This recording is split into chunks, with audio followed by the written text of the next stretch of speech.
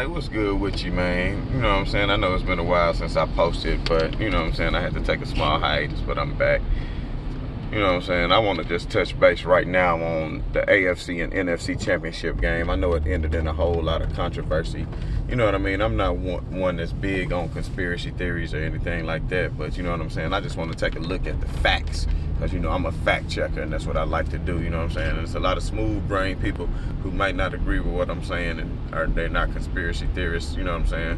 Which I'm technically not a conspiracy theorist myself, but I just want to look at the facts at hand. So, you know, when it comes to making money in the NFL, a lot has to do with television market size, right? So if you think about it, Kansas City is the 32nd largest television market in the United States. 32nd. You see what I'm saying? Then you got New Orleans. New Orleans is the 53rd largest television market size. I mean, they even behind Memphis, Nashville, you know what I mean?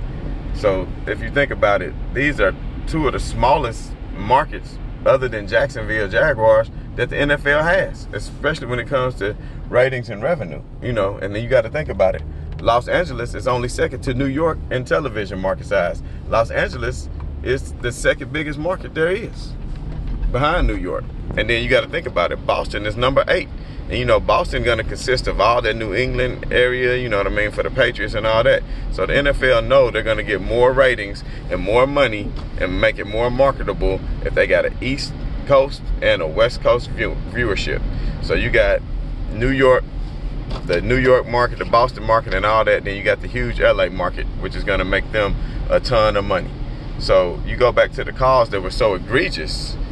It just only makes you wonder, like, I mean, they did it in front of everybody's face. They say a lot of times you do things in plain sight. Well, that was definitely in plain sight. I mean, if the Saints, that pass interference, that no call for the Saints, would have won them the game. I mean, with the time that was left on the clock, that would have been 1st and goal. They could have pretty much ran it 3 times, had them use all 3 of their timeouts, milked the clock down, kicked the field goal, and it would only been like 20 or 30 seconds left in the game with that 1st down.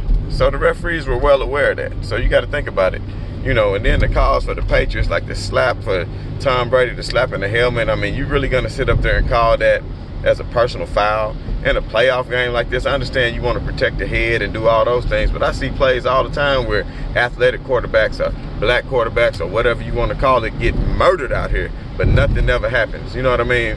And for that call to go down like that, you know, it's just some pretty bad calls. And I know it was chances for each team to win the game, but at the end of the day, they know Tom Brady is going to bring ratings. It's his 9th Super Bowl, you know, and I'm not trying to take anything away from it. I just want people to realize the television market size.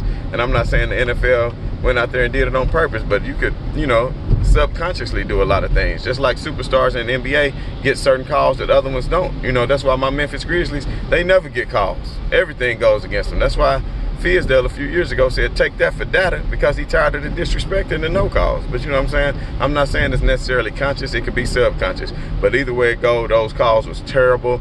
You know, I want y'all to weigh in on that.